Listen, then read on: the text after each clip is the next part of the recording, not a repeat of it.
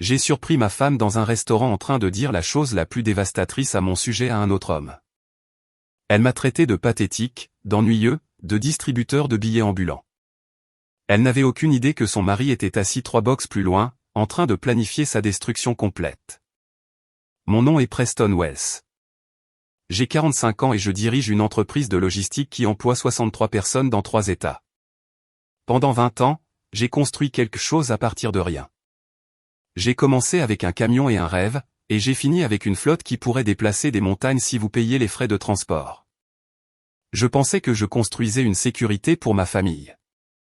Il s'est avéré que je ne faisais que me mettre une cible dans le dos. Ma femme Claudia et moi sommes mariés depuis 18 ans. Nous avons 2 enfants, Daniel, qui a 17 ans et se prépare pour ses candidatures à l'université, et Iris, notre fille de 14 ans, qui pense encore que son vieux père a décroché la lune. Du moins, j'espère qu'elle le pense encore après tout ce qui est sur le point de se dérouler. La nuit où tout s'est effondré a commencé comme n'importe quel autre dîner d'affaires. J'étais chez Romano's, ce restaurant italien huppé du centre-ville, essayant de conclure un marché avec un client potentiel de Memphis. Un gros contrat d'une valeur d'environ 2 millions de dollars de revenus annuels si je parvenais à le décrocher. J'étais assis dans le box du fond, du genre avec des dossiers qui vous donnent l'impression d'être dans votre propre monde privé. C'est à ce moment-là que j'ai entendu sa voix. Claudia était 3 boxes derrière moi et au début, j'ai failli ne pas reconnaître son rire. Il était différent, plus vif, plus vivant que tout ce que j'avais entendu d'elle depuis des mois. Ma première pensée fut la surprise. Elle m'avait dit qu'elle dînait avec son amie d'université, Sarah, pour se remémorer le bon vieux temps. Mais cela ne ressemblait pas à une conversation entre copines. Puis je l'ai entendu prononcer mon nom et quelque chose s'est glacé dans ma poitrine. Preston est si prévisible que c'en est douloureux, disait-elle, sa voix portant ce ton qu'elle utilisait quand elle se croyait maligne. Il pense que subvenir aux besoins de la famille fait de lui une sorte de héros. Comme si signer des chèques équivalait à être un vrai homme. J'aurais dû me lever à ce moment-là. J'aurais dû aller la voir et confronter cette situation, quelle qu'elle soit. Au lieu de cela, je suis resté figé. Mon client en face de moi me posait des questions sur les délais de livraison pendant que mon monde commençait à sortir de son axe. Il n'a plus de flamme, Dwight, a continué Claudia, et entendre le nom d'un autre homme m'a percuté comme un camion de marchandises. Aucune passion, aucune spontanéité, juste le travail, le travail, le travail, et ces histoires ennuyeuses sur les itinéraires de camions et l'efficacité des entrepôts. Mon Dieu, parfois j'ai l'impression d'être marié à une calculatrice. La voix de l'homme était plus profonde, confiante d'une manière qui me fit serrer la mâchoire. Alors, pourquoi restes-tu? Tu n'as que 43 ans, Claudia. Tu as le temps de recommencer. L'argent, dit-elle simplement, et je jurerais l'avoir entendu hausser les épaules. Preston a construit un joli petit empire, et une fois que Daniel sera diplômé et ira à l'université, je ne me sentirai pas coupable de prendre la moitié. Dwight, c'est la pire chose que j'ai probablement jamais dite sur quelqu'un, mais mon mari n'est fondamentalement qu'un filet de sécurité financier à ce stade. Je compte les jours jusqu'à ce que je puisse encaisser. C'est là que j'ai su que je venais d'entendre la pire chose que ma femme ait jamais dite sur moi. Et à cet instant, assis dans ce box de restaurant avec mon client qui parlait encore des plannings d'expédition, j'ai pris une décision qui allait tout changer. Elle ne me verrait jamais venir. J'ai réussi, je ne sais comment, à terminer le dîner d'affaires. Ne me demandez pas comment. Mon esprit tournait comme une boussole cassée, mais ma bouche continuait de bouger en pilote automatique. Le client de Memphis m'a serré la main, a dit qu'il aurait une réponse d'ici vendredi, et est parti sans se douter qu'il venait d'assister à l'implosion du monde d'un homme en temps réel. Claudia était toujours à sa table quand je me suis levé, le dos tourné vers moi. Elle était penchée en avant, riant à quelque chose que ce personnage, Dwight, disait. Même de dos, je pouvais voir le langage corporel, la façon dont elle se touchait le cou, jouait avec ses cheveux. Ce n'était pas une retrouvaille avec une vieille amie. C'était une femme à un rendez-vous galant. J'ai payé ma note et suis passé devant sa table en sortant. J'ai pu bien le voir. La quarantaine, athlétique, costume cher, le genre de type qui conduisait probablement une BMW et parlait de sa routine de crossfit dans les soirées. Tout ce que je n'étais pas, apparemment. Aucun d'eux ne m'a remarqué. Pourquoi l'aurait-il fait? Selon ma femme, Je n'étais qu'un distributeur de billets ambulants sans personnalité. Je suis resté assis dans mon camion sur le parking pendant 20 minutes, observant à travers les fenêtres du restaurant. Ils ont commandé un dessert. Elle lui a donné une bouchée de tiramisu. Il a tendu la main et lui a serré la sienne. Des gestes de couple normaux, sauf qu'elle était ma femme et qu'il n'était certainement pas moi. Mon téléphone a vibré. Un SMS de Claudia, en retard avec Sarah. Ne m'attends pas. Je t'aime. Je t'aime. 2 mots qui signifiaient tout autrefois. Maintenant, il me semblait être des faux billets dans ma poche. J'ai conduit jusqu'à la maison dans un état second, la mémoire musculaire me guidant à travers des rues familières tandis que mon cerveau essayait de traiter ce que j'avais vu. Daniel était dans sa chambre à faire ses devoirs, de la musique s'échappant de sa porte fermée. Iris dormait, son visage paisible sous la lueur des veilleuses du couloir. Ses enfants, nos enfants, n'avaient aucune idée que leur mère prévoyait de faire exploser leur vie pour une crise de la quarantaine et un compte en banque plus garni. Je me suis versé 3 doigts de whisky et me suis assis dans mon bureau à domicile, fixant les photos de famille sur le mur. Le jour de notre mariage, les vacances, les matins de Noël. Tout cela semblait soudain être une pièce de théâtre élaborée où j'étais le seul à ne pas savoir qu'il jouait un rôle. Claudia est rentrée à 23h47. J'ai entendu ses talons sur le parquet, la manière prudente dont elle a fermé la porte d'entrée. Elle a jeté un coup d'œil dans le bureau où je faisais semblant d'examiner des manifestes d'expédition. « Salut chérie », a-t-elle dit, sa voix artificiellement enjouée. « Comment s'est passé ton dîner ?» J'ai levé les yeux vers elle, cette femme avec qui j'avais partagé un lit pendant 18 ans, et j'ai vu une parfaite inconnue. « Productif », ai-je simplement dit. « Et Sarah ? Oh, tu connais Sarah ? Claudia a agité la main avec dédain. Les mêmes vieilles histoires sur son ex-mari et son travail horrible. La pauvre, elle ne change jamais. Le mensonge est sorti de sa bouche si facilement que j'en ai presque admiré le savoir-faire. Je vais me coucher, a-t-elle annoncé, se détournant déjà. Ne reste pas debout trop tard avec ses rapports. Elle m'a embrassé sur le front. Un geste qui semblait autrefois affectueux me paraissait maintenant un lot de consolation. Après son départ, je suis resté assis là pendant 1 heure de plus, à planifier ma prochaine action, car ce n'était pas fini. Ce n'était que le début. Le lendemain matin, j'ai fait quelque chose que je n'avais jamais fait en 20 ans de mariage. J'ai appelé le travail pour me dire malade et j'ai suivi ma femme.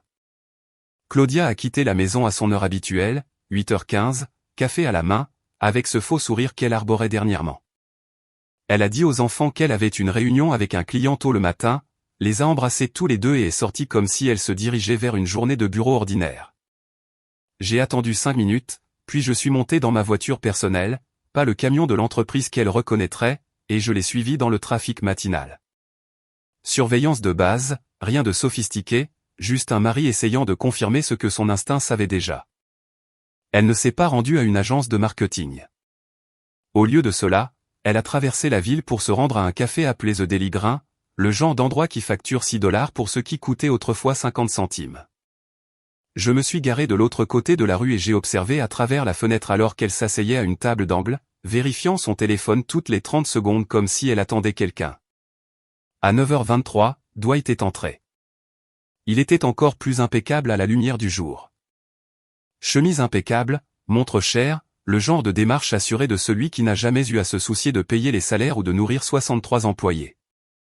Il s'est glissé sur le siège en face de ma femme comme s'il était chez lui. Je ne pouvais pas entendre leur conversation, mais je n'en avais pas besoin. Le langage corporel racontait toute l'histoire, se pencher en avant, se toucher les mains par-dessus la table, elle renversant la tête en arrière à ses blagues. Ce n'était pas leur premier rendez-vous au café. C'était une routine. Ils sont restés 47 minutes. Je le sais parce que j'ai chronométré, assis dans ma voiture comme un détective privé au rabais. Quand ils sont partis ensemble, se dirigeant vers des voitures séparées sur le parking, il l'a attiré près de lui pour un baiser qui a duré bien trop longtemps pour un au revoir décontracté. Mes mains serraient le volant si fort que j'ai cru qu'il allait se briser.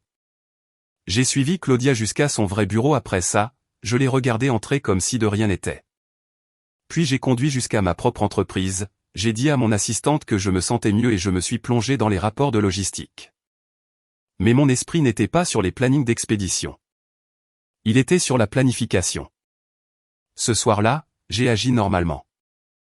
J'ai posé des questions sur sa journée, j'ai écouté ses mensonges élaborés sur les réunions de clients et les échéances de projet. Elle était douée pour ça. Fluide, détaillée, convaincante. Je me suis demandé depuis combien de temps elle s'entraînait.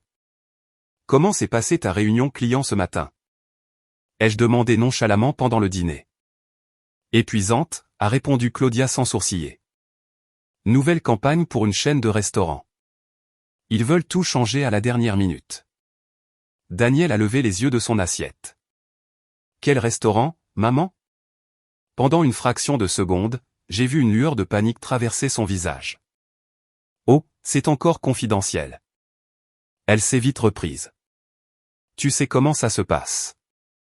Notre fils a hoché la tête et est retourné à sa nourriture. Mais j'ai surpris ce moment d'incertitude, le premier signe visible que le mensonge devenait plus difficile à maintenir. Au cours de la semaine suivante, je suis devenu un homme avec une mission. Pendant les pauses déjeuner et après les heures de travail, j'ai commencé à tout documenter. Heure, lieu, relevé téléphonique auquel je pouvais accéder via notre compte partagé, relevé de cartes de crédit qui montraient des frais que je ne reconnaissais pas.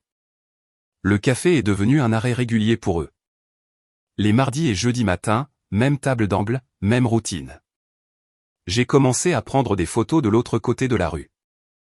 Rien de dramatique, juste des preuves pour un usage ultérieur. Mais la vraie percée est venue quand je me suis souvenu de quelque chose sur les habitudes téléphoniques de Claudia. Elle avait toujours été négligente avec la technologie, utilisant les mêmes mots de passe pour tout, synchronisant tous ses comptes sans penser à la sécurité. Pour une femme qui prévoyait de me dépouiller, sa sécurité opérationnelle était terrible. J'ai accédé à son stockage cloud depuis l'ordinateur de mon bureau. Ce que j'y ai trouvé m'a retourné l'estomac. Des centaines de SMS entre elle et Dwight remontant à 8 mois. Des photos que je n'aurais jamais voulu voir. Mais pire que les choses intimes, il y avait les conversations sur moi, sur notre mariage, sur leur plan. Preston travaille si tard qu'il ne remarque rien, avait-elle écrit il y a 3 semaines. Je pourrais probablement emménager avec toi et il penserait que je reste juste tard au bureau. Sa réponse, pas encore. Attends après les vacances. Laissons les enfants avoir un dernier Noël normal avant que tu ne fasses exploser leur monde. Un dernier Noël normal. Comme si notre famille était une entreprise qu'il prévoyait de liquider après la fin de l'année fiscale. Les messages les plus accablants étaient récents, datant de seulement 2 jours après que je les ai surpris au restaurant. Il semblait méfiant hier soir, avait texté Claudia. Il a posé plus de questions que d'habitude sur ma journée. Peut-être qu'il se réveille enfin. Dwight a répondu, nous devrons peut-être accélérer notre calendrier. Non, avait-elle répondu. Preston est trop confiant. Il l'a toujours été. Je pourrais lui dire que le ciel est vert et il me demanderait de quelle nuance. On s'en tient au plan. Daniel est diplômé en mai. Ensuite, on passe à l'action. Passer à l'action. Comme si divorcer de moi était une partie d'échec et que j'étais trop stupide pour voir le plateau. J'ai tout imprimé. J'ai fait des copies. Je les ai rangées dans un coffre-fort que j'ai ouvert dans une banque de l'autre côté de la ville. Puis j'ai appelé la meilleure avocate en divorce de l'État, une femme nommée Rebecca Martinez, qui avait la réputation de protéger les actifs des hommes lorsque leur mariage tournait mal. M. Wells, a-t-elle dit après avoir examiné mes preuves. Votre femme a commis plusieurs erreurs critiques. Premièrement, elle a tout documenté. Deuxièmement, elle prévoit d'attendre, ce qui nous donne le temps de protéger vos intérêts. Et troisièmement, elle vous sous-estime. Quelle est notre prochaine action? Ai-je demandé. Rebecca a souri. Nous allons nous assurer que lorsqu'elle essaiera de prendre la moitié de tout ce que vous avez construit, elle ne repartira avec rien d'autre que des regrets. La conversation la plus difficile de ma vie a eu lieu un samedi matin de novembre. J'avais demandé à Quinton, le frère de Claudia, de me retrouver pour un café, pas au Déligrin. Cet endroit était contaminé maintenant, mais dans un petit restaurant en périphérie de la ville où personne ne nous connaissait. Quinton était thérapeute familial, 3 ans plus jeune que Claudia, mais infiniment plus sage sur la nature humaine. Il avait toujours été le raisonnable de sa famille. La personne qui dénonçait les mauvais comportements, peu importait les liens du sang. Prêt, dit-il alors que nous nous installions dans un box d'angle. Tu as l'air d'un déterré. Qu'est-ce qui se passe? Je lui ai tendu un dossier contenant des copies imprimées de SMS et de photos. Pas les choses intimes. Je ne lui aurais pas infligé ça, mais assez pour montrer l'ampleur de ce que sa sœur préparait. Il a tout lu en silence, son expression s'assombrissant à chaque page. Quand il a fini, il a posé les papiers et s'est frotté le visage des deux mains. Depuis quand sais-tu? Demanda finalement Quinton. 2 semaines, ai-je dit. Je documente tout depuis. Mon Dieu, Preston, je suis tellement désolé. Il secoua la tête. Je savais que quelque chose n'allait pas avec Claudia dernièrement. Elle était différente lors des réunions de famille. Distraite, secrète. Mais je n'aurais jamais imaginé ça. Les enfants ne savent pas encore, ai-je dit. Je ne sais pas comment leur dire. Quinn se pencha en avant. Laisse-moi t'aider avec ça. Daniel et Iris vont avoir besoin d'un soutien professionnel pour traverser ça et ils devront comprendre que rien de tout cela n'est de leur faute. Nous avons passé l'heure suivante à planifier. Quinton préparait progressivement les enfants à une nouvelle difficile sans révéler de détails spécifiques. Il m'aiderait également à identifier le bon moment pour avoir la conversation. Plus important encore, il a accepté de servir de témoin de moralité lorsque cela irait inévitablement au tribunal. Il y a autre chose, ai-je dit alors que nous nous préparions à partir. Je dois sécuriser les actifs de mon entreprise avant que Claudia ne réalise ce qui se passe. Qu'est-ce que tu veux dire? Elle prévoit de prendre la moitié de tout ce que j'ai construit, ai-je expliqué. Mais l'entreprise a 63 employés qui dépendent de ses chèques de paie. Je ne laisserai pas sa cupidité détruire leurs moyens de subsistance. Cet après-midi-là, j'ai rencontré mon avocat d'affaires et mon comptable. Nous avons restructuré la propriété de l'entreprise, déplaçant mes parts personnelles dans une fiducie qui les protégeait des procédures de divorce. C'étaient des stratégies de protection d'entreprise totalement légales qui auraient dû être en place depuis des années. Le lundi matin, mon entreprise de logistique était blindée. Claudia pourrait essayer de réclamer la moitié de tout, mais elle découvrirait à ses dépens que ce « tout » était maintenant beaucoup plus petit qu'elle ne l'avait calculé. L'ironie ne m'a pas échappé. Pendant des années, elle s'est plainte que je passais trop de temps à me concentrer sur les affaires. Maintenant, cette concentration sur les affaires allait être sa perte. 3 semaines après avoir découvert la vérité, j'ai pris la décision qui allait tout changer. C'était un mardi matin et Claudia se préparait pour une autre réunion client, ce qui, je le savais maintenant, était un code pour un petit déjeuner avec Dwight. Elle fredonnait dans la salle de bain, se maquillant avec un soin qu'elle ne m'avait pas montré depuis des mois.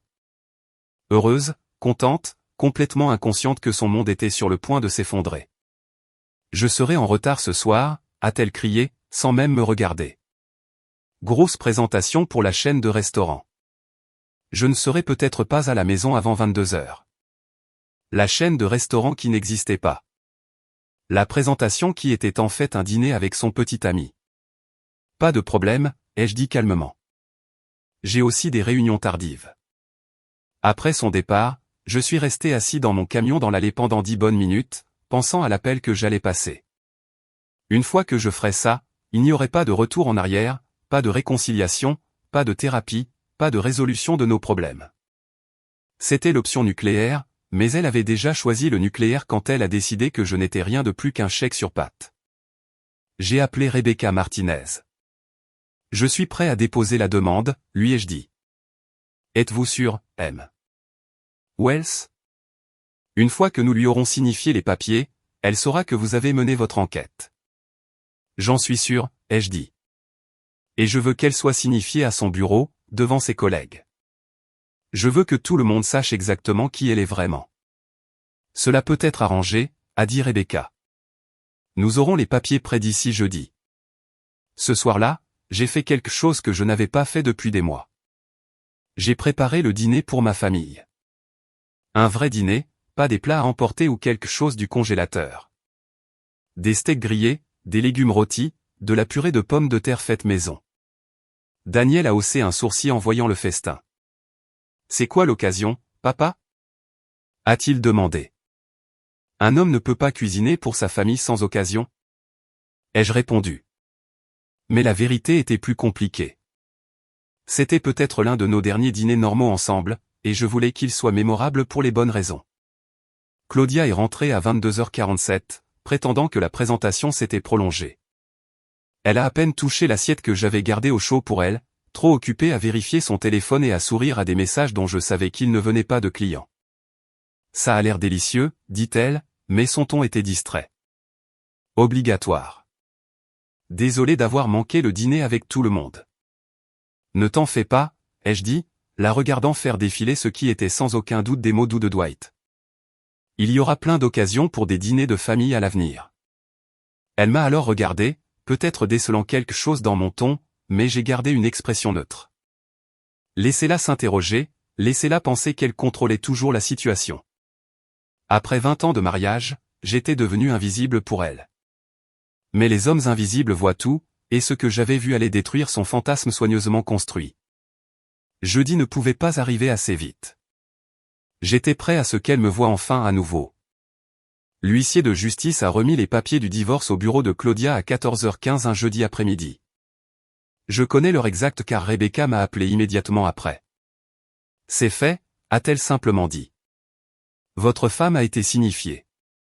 J'étais assis dans mon camion devant l'école de Daniel, attendant la fin de son entraînement de basket, quand mon téléphone a commencé à sonner. Le nom de Claudia s'est affiché à l'écran.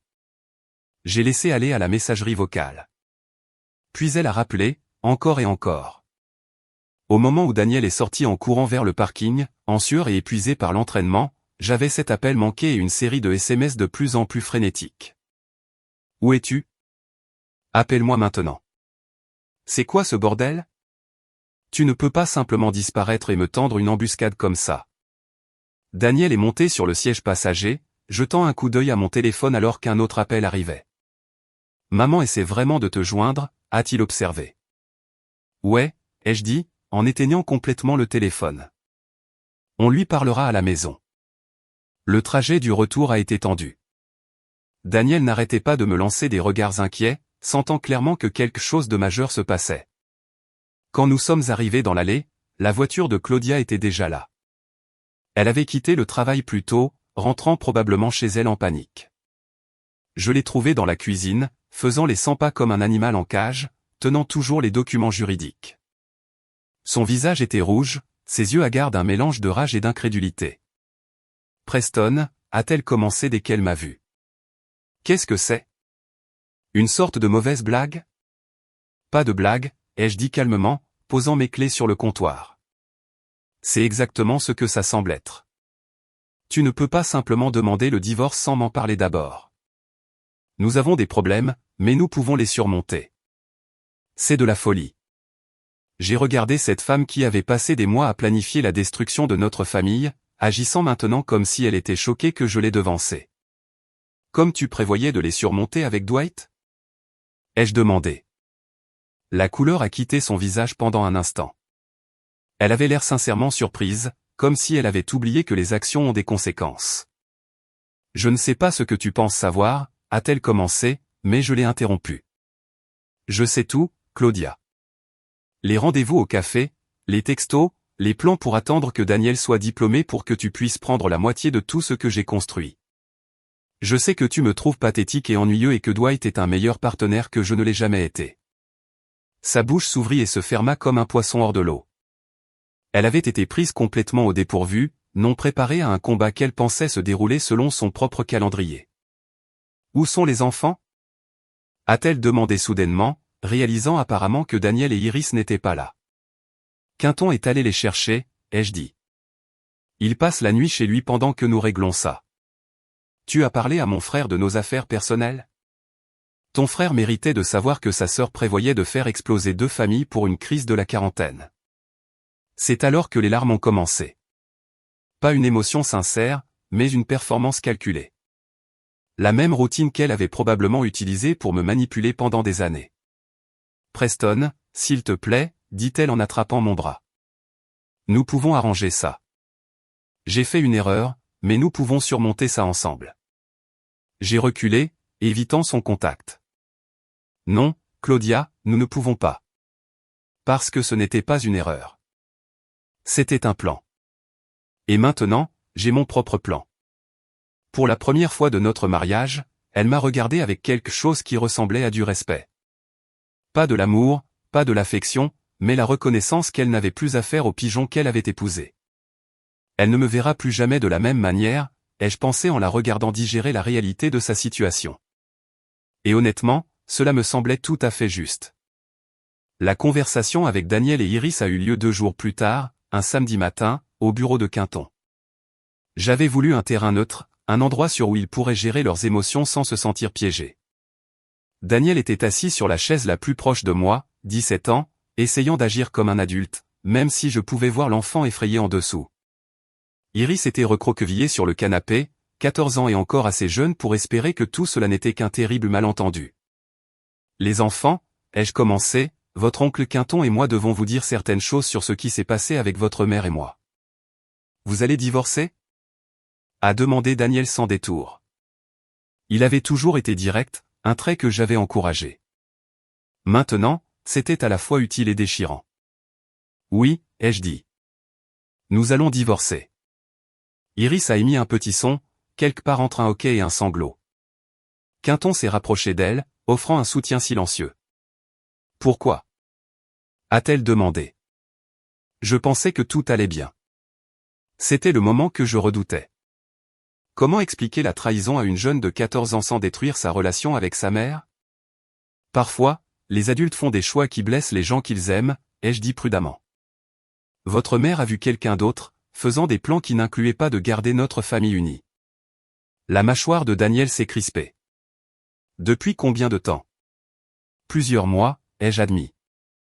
Je savais que quelque chose n'allait pas, a-t-il dit doucement. Elle était différente, distraite, et elle mentait sur où elle allait. Iris pleurait maintenant, des larmes coulant sur son visage. Est-ce qu'elle ne nous aime plus ? Elle vous aime tous les deux très fort, ai-je dit, et je le pensais. Quoi que Claudia ait fait à notre mariage, elle se souciait sincèrement des enfants. C'est à propos de sa relation avec moi, pas avec vous. Où allons-nous vivre ? A demandé Daniel. Qu'est-ce qui va nous arriver ? Vous allez vivre avec moi, ai-je dit fermement. Dans notre maison, avec vos mêmes écoles, vos mêmes amis. Je vais m'assurer que vos vies restent aussi normales que possible. Et maman ? A demandé Iris. Votre mère sera toujours votre mère, intervint doucement Quinton. Elle fera toujours partie de votre vie, juste différemment qu'avant. Nous avons parlé pendant 1 heure de plus, répondant à leurs questions aussi honnêtement que possible. Daniel était en colère, pas seulement contre sa mère, mais contre toute la situation. Iris était confuse et blessée, luttant pour comprendre comment la famille en qui elle avait confiance pouvait s'effondrer si soudainement. Papa, a dit Daniel alors que nous nous préparions à partir. Je veux que tu saches que je suis fier de toi pour t'être défendu.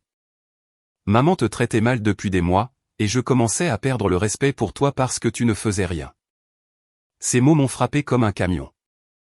Mon propre fils m'avait regardé accepter le manque de respect, avait perdu confiance en moi parce que j'avais été trop confiant, trop passif. J'aurais dû agir plus tôt, ai-je admis. Peut-être, a-t-il dit. Mais tu as agi quand ça comptait. C'est ce qui compte. Iris m'a serré fort dans ses bras alors que nous marchions vers la voiture. Je t'aime, papa, a-t-elle murmuré. Je t'aime aussi, ma chérie. Tout va bien se passer. Et pour la première fois depuis des mois, j'ai vraiment cru que cela pourrait être vrai. 3 mois plus tard, le divorce a été finalisé dans une salle d'audience qui ressemblait plus à une réunion d'affaires qu'à la fin d'un mariage de 18 ans. Claudia était assise de l'autre côté de la pièce avec son avocat, l'air plus petite, vaincue d'une manière que je n'avais jamais vue auparavant. Sa relation avec Dwight avait implosé quelques semaines après le dépôt de la demande de divorce. Apparemment, confronté à la réalité d'une véritable relation au lieu d'une liaison fantasmée, il a décidé qu'elle était trop de drame à son goût. L'homme qui avait promis d'être son partenaire avait disparu dès que les choses se sont compliquées. L'avocat de Claudia avait essayé tous les angles pour obtenir plus d'argent, mais Rebecca avait été minutieuse. Les protections de l'entreprise ont tenu. Les transferts d'actifs étaient légaux et contraignants. Au final, Claudia est repartie avec sa voiture, ses effets personnels et un règlement modeste qui couvrirait ses frais de subsistance de base pendant environ 2 ans si elle était prudente. M. Wells, a dit le juge, la garde principale des 2 enfants mineurs vous a été accordée, avec des droits de visite standards pour Madame Wells. La division des biens reste telle que convenue par les deux parties. J'ai hoché la tête, ressentant un mélange de soulagement et de tristesse. Ce n'était pas ainsi que je voulais que notre histoire se termine, mais c'était la fin que ses choix avaient écrite. Après l'audience, Claudia m'a approché dans le couloir du palais de justice. Elle avait l'air plus âgée, usée par des mois de bataille juridique et d'embarras public. « Prêt » dit-elle doucement. « Je veux que tu saches que je n'ai jamais voulu que les choses aillent aussi loin. »« Jusqu'où voulais-tu qu'elles aillent » ai-je demandé. Elle ne pouvait pas répondre à cela parce que nous connaissions tous les deux la vérité. Elle avait l'intention de m'utiliser jusqu'à ce qu'elle n'ait plus besoin de moi, puis de me jeter selon ses propres termes. « Tu manques plus aux enfants » ai-je dit, ce qui était partiellement vrai. Ils luttaient avec le divorce, mais ils étaient aussi en colère contre elle pour les mensonges et la tromperie. « Pouvons-nous essayer de faire mieux à l'avenir » a-t-elle demandé, pour Daniel et Iris. « Nous pourrions essayer » ai-je convenu. Mais Claudia, ce ne sont plus des petits-enfants. Ils comprennent ce qui s'est passé, et il leur faudra du temps pour te faire à nouveau confiance. Elle a hoché la tête, des larmes se formant dans ses yeux. Je sais que j'ai détruit tout ce que nous avions de bon. Ouais, ai-je simplement dit. Tu l'as fait. 6 mois plus tard, j'ai reçu un SMS de Quinton. Claudia avait déménagé dans un autre état, pris un emploi dans une agence de marketing à Phoenix. Elle appelait les enfants chaque semaine et leur rendait visite une fois par mois, mais la relation facile qu'elle avait autrefois avec eux avait disparu. Elle essaie, m'a dit Quinton lors d'un de nos bilans réguliers, mais elle doit reconstruire à partir de zéro, et c'est difficile pour quelqu'un qui a l'habitude d'être adoré. Daniel avait commencé sa dernière année de lycée avec un nouveau sens de la maturité, ne prenant plus la stabilité familiale pour acquise. Iris voyait un conseiller et apprenait lentement à faire à nouveau confiance. Les deux enfants avaient choisi de rester avec moi à plein temps plutôt que de partager la garde. « Tu as fait ce qu'il fallait, Preston » a dit Quinton alors que nous regardions Daniel s'entraîner au basket. Ce n'était pas facile, mais tu les as protégés quand c'était le plus important. J'ai hoché la tête, mais mon attention était portée sur mon fils, fonçant vers le panier avec détermination. Et j'ai reconnu qu'il avait appris quelque chose de précieux en regardant son père se battre pour sa famille. Parfois, les leçons les plus difficiles nous apprennent à être plus forts. 2 ans après le divorce, j'étais assis dans le même restaurant où j'avais parlé pour la première fois à Quinton de la trahison de Claudia. Mais cette fois, je n'étais pas là pour discuter de problèmes. J'étais là pour célébrer des solutions. Daniel venait d'être accepté dans 3 universités différentes, y compris son premier choix. Sa dissertation de candidature portait sur la résilience et l'apprentissage de la confiance en son instinct quand quelque chose ne va pas. La conseillère d'admission a dit que c'était l'un des écrits les plus matures qu'elle ait lu d'un lycéen. Iris, maintenant âgée de 16 ans, s'épanouissait sur le plan scolaire et avait commencé à sortir avec un garçon de sa classe de chimie. Un enfant poli qui me regardait vraiment dans les yeux quand nous parlions et aidait à débarrasser la table sans qu'on le lui demande. Elle avait appris à valoriser le respect plutôt que le charme, la substance plutôt que les belles paroles. Mon entreprise de logistique s'était étendue à 5 États. En partie parce que je m'étais jeté dans le travail pendant les pires mois du divorce, mais surtout parce que la protection de l'entreprise m'avait forcé à innover de manière à nous rendre plus compétitifs. « Tu sais de quoi je suis le plus fier ?» a demandé Quinton autour d'un café. Les enfants ne t'ont jamais vu perdre le contrôle. Même quand tout s'effondrait, tu es resté concentré sur ton rôle de père. Il y a eu des nuits où j'ai voulu m'effondrer, ai-je admis. Quand j'étais assis dans mon camion après avoir suivi Claudia à une autre réunion secrète. J'avais l'impression que tout ce que je croyais de ma vie était un mensonge. Mais tu ne t'es pas effondré. Tu t'es mis en colère. Puis tu es devenu stratégique. C'était vrai. La colère avait été un carburant, pas une destruction. Elle m'avait propulsé à travers des mois de procédures judiciaires, de conversations difficiles et un lent processus de reconstruction de notre structure familiale. Claudia vivait toujours à Phoenix. Elle avait trouvé un nouveau petit ami, un comptable qui semblait stable et gentil. Les enfants l'avaient rencontré lors de leur dernière visite, et tous deux ont rapporté qu'ils traitaient bien leur mère et n'essayaient pas de me remplacer en tant que père. Elle semble plus heureuse, m'avait dit Iris après ce voyage, plus comme la maman dont je me souviens quand j'étais petite. C'est bien, avais-je répondu, et je le pensais. Quelle que soit la colère que j'avais portée envers Claudia, elle s'était depuis longtemps éteinte, remplacée par de l'indifférence et une détermination à me concentrer sur l'avenir plutôt que sur le passé. Le mois dernier, j'avais commencé à sortir avec quelqu'un de nouveau, une femme nommée Sarah, qui dirigeait une petite société de conseil aux entreprises. Elle était divorcée aussi, avec une fille adolescente. Nous nous sommes rencontrés lors d'un événement de la chambre de commerce, avons sympathisé en racontant des histoires sur les défis de la parentalité solo et avons découvert que nous avions plus en commun que nous ne le pensions. Elle est différente de maman, avait observé Daniel après avoir rencontré Sarah pour la première fois. Plus direct, moins dramatique. C'est bien ou c'est mal? Avais-je demandé. Absolument bien, avait-il dit sans hésitation. Le drame est surfait. Iris est d'accord. Sarah te traite comme un égal, m'a-t-elle dit. Maman agissait toujours comme si elle te faisait une faveur en étant mariée avec toi. La vérité sort de la bouche des enfants. En rentrant du restaurant cet après-midi-là, j'ai réfléchi à tout ce qui avait changé depuis cette nuit. J'avais surpris la pire chose que ma femme ait jamais dite sur moi. À l'époque, je pensais que mon monde s'effondrait. Il s'est avéré qu'il ne faisait que commencer. La maison semblait paisible alors que je garais dans l'allée. La voiture de Daniel était là. Il était rentré tout seul d'une visite d'université. Le vélo d'Iris était appuyé contre la porte du garage, ce qui signifiait qu'elle était probablement à l'intérieur en train de faire ses devoirs. Ma famille était plus petite maintenant, mais elle était aussi plus forte. Construite sur la vérité au lieu des mensonges, le respect au lieu de la commodité, et un amour qui n'exigeait de personne de prétendre être quelqu'un qu'il n'était pas. J'avais appris quelque chose de précieux dans ce box de restaurant il y a 2 ans. Parfois, la pire chose que quelqu'un puisse dire sur vous est aussi la plus libératrice, car une fois que vous savez où vous vous situez vraiment, vous pouvez enfin décider où vous voulez aller.